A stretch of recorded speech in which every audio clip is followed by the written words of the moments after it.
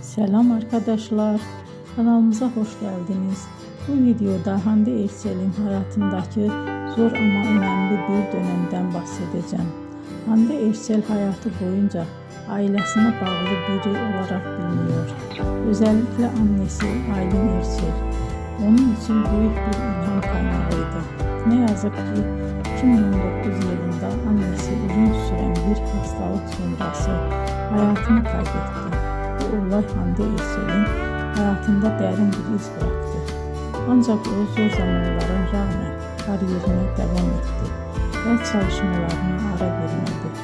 Aynı yıllarda oyuncu olarak yeni projelerde yer aldı ve izleyicilere güçlü karakterler sunmaya devam etti. Belki de bu nedenle birçok hayranı onu sadece başarılı bir oyuncu olarak değil, aynı zamanda güçlü bir insan olarak da görüyor. Beni izlediğiniz için teşekkür ederim.